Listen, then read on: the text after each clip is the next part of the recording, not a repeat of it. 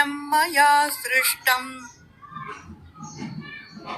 గుణకర్మ విభాగశః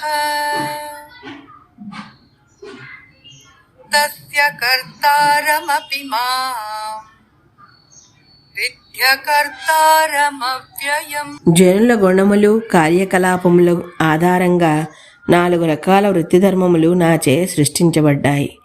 ఈ వ్యవస్థకి నేనే సృష్టికర్త అయినా నన్ను అకర్తగా మరియు సనాతనునిగా తెలుసుకొను.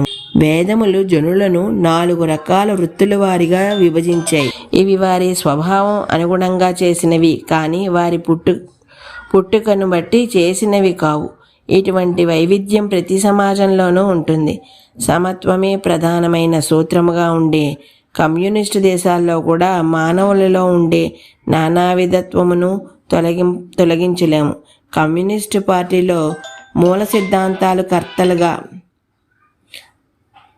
సిద్ధాంతకర్తలుగా ఉండే తత్వవేత్తలు, దేశాన్ని కాపాడే సైనిక దళాలు, వ్యవసాయం చేసుకునే రైతులు, కర్మాగారాల్లో పనిచేసే కార్మికులు వీరంతా ఉంటారు. వైదిక శాస్త్రం ఈ వైవిధ్యాన్ని మరింత శాస్త్రీయ పద్ధతిలో విశదీకరించింది. దాని ప్రకారం భౌతిక శక్తి 3 గుణములతో సమ్మిళితమై ఉంటుంది. సత్వగుణము, రజోగుణము, తమో. బ్రాహ్మణులు అంటే సత్వగుణ ప్రధానంగా ఉంటారు. వారికి స్వాభావికంగా బోధనం మరియు భగవదారాధన అంటే మొగ్గు చూపుతారు.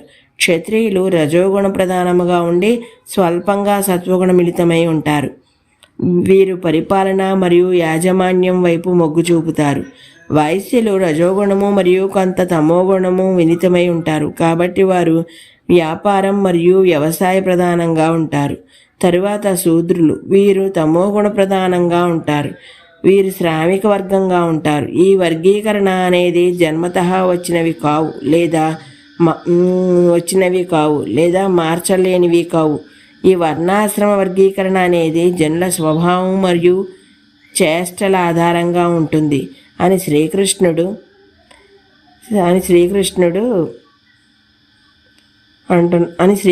అంటున్నాడు. భగవంతుడు ఈ ప్రపంచ వ్యవస్థకి సృష్టికర్త అయినా ఆయన ఆకర్తగా ఉంటాడు. ఇది వర్షము వంటిది.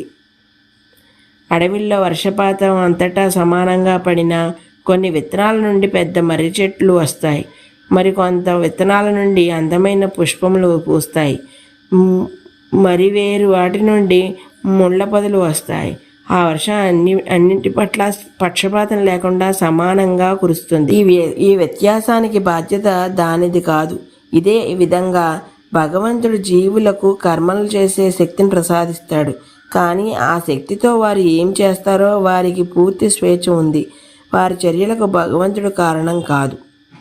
ఈరోజుకి ఇక్కడ తాగుతున్నాను. మిగతాది రేపు చెప్తాను. అంతవరకు ధన్యవాదాలు.